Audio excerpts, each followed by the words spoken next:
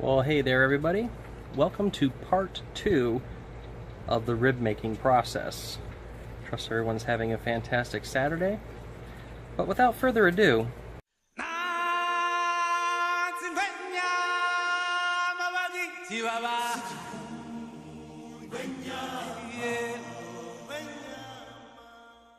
well, you just joined me at the perfect time. I just put 2 slabs of ribs on the smoker.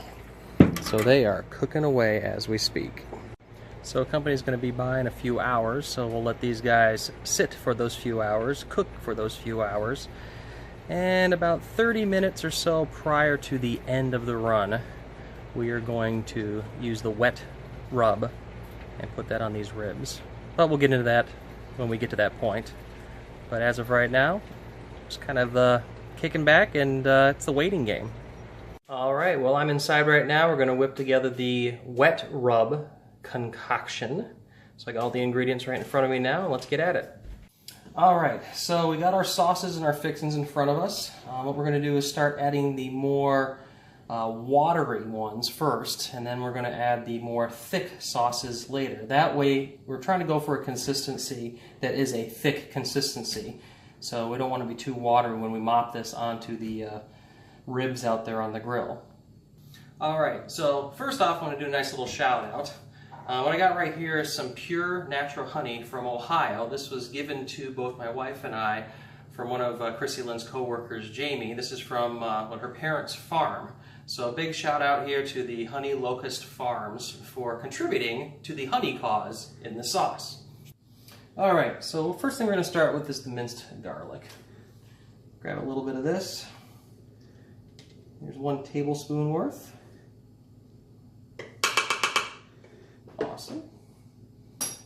And next up, let's head over to the apple butter. Right. That is more than 1 tablespoon. Let's call that 2 tablespoons. So 1 spoonful, 2 spoonfuls, which is equivalent of 4 tablespoons. And then let's do another spoonful. 6 tablespoons worth of apple butter. And I'm going to cheat. That sounds good. Alright, for our spicy brown mustard, not a lot of that. Let's not make the spice too crazy in this. So let's do a few squirts in here. Probably equivalent of 1 tablespoon. Alright, 1 tablespoon of the mustard. Alright, let's go for the hot sauce. Here I say not too spicy, then I grab some hot sauce. So a few shakes of the hot sauce. Next up, let's start adding the thickeners. Now this is already looking pretty darn good in the sense of being thick, but we're going to go with some of this barbecue sauce, Kansas City inspired barbecue sauce. If you like a specific kind of barbecue sauce, like Baby Ray's or you name it, go ahead and use that. It's perfectly fine. It's all to your like, to your palate, to your taste buds. So with this guy here, let's just pour about half the bottle.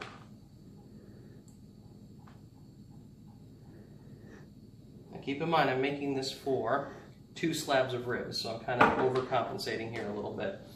Next up, let's hit the ketchup. Grab some of the Simple Truth organic ketchup.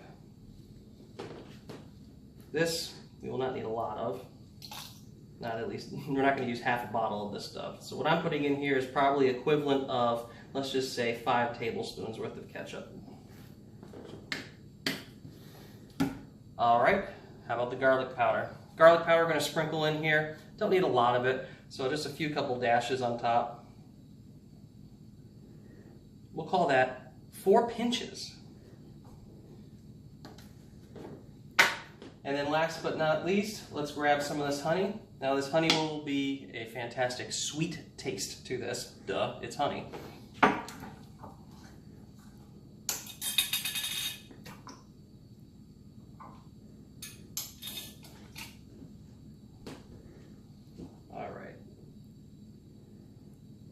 Do 2 tablespoons of the honey.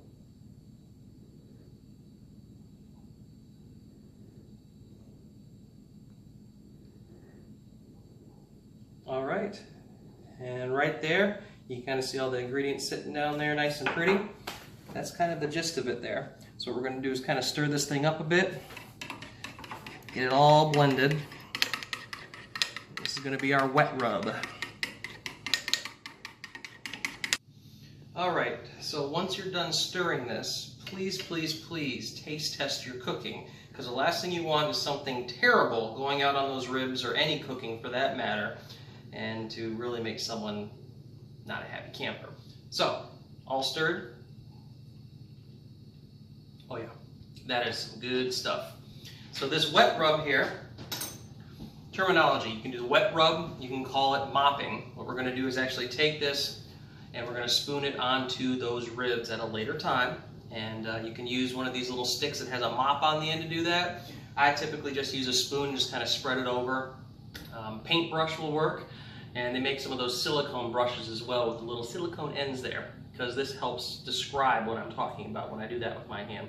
So at this step, we're back to the waiting game. So another thing you want to do throughout the cooking process is keep those ribs nice and moist. And in order to do that, grab yourself one of these, a spritzer bottle, half with apple juice, half with water, and give those ribs a spritz every so often.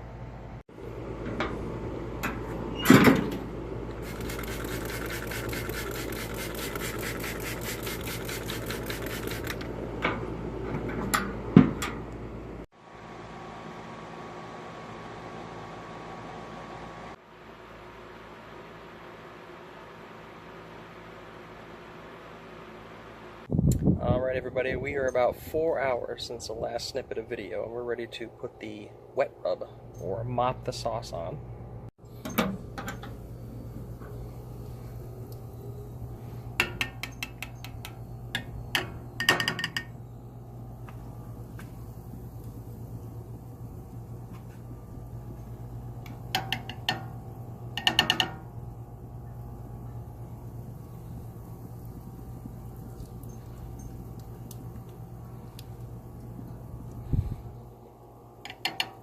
Oh, it's a beautiful looking thing, isn't it?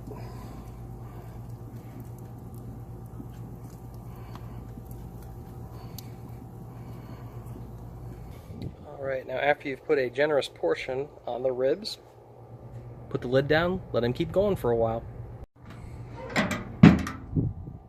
We'll give them about another hour or so, and that's when we will flip them over and caramelize the sauce on top. So, the waiting game continues. But oh, the anticipation is growing. Alright, so ribs have been flipped over. Add a little bit of sauce to the back side of it. Don't need a lot on the back side. Just want to be able to give that flavor on every bite is the goal by putting the sauce on the underside. Alright, so some time has passed, close to an hour now. I've had some time to actually freshen up. Nice little shave here. So my appearance has changed a little bit. So what we're going to do now is we're going to flip those ribs over. Make sure you really stoke that flame and get it going hot. Think of it as an oven when you turn the broiler on. We're trying to caramelize that sauce, so raise that temperature by raising that flame. Alright, one final flip. Let it sit just for a few more minutes and we'll pull these ribs. Alright, we've reached the point where we're going to pull these bad boys off. Look at that beauty right there. Well, we've reached that moment. The end of the road for the ribs on the smoker. And look at what we have. Oh my goodness. Glistening in the goodness that they are. 2 full rib racks right there. Then we've got some of Kaylin's salsa, and then the watermelon salad that she has made. So that is our feast, and that's how the ribs are made. So the next thing we need to do is cut in real quick and check out the smoke ring. Look at that smoke ring. That's beautiful. I think I'm going to start tearing up here. Wow. That's a thing of beauty, I tell you.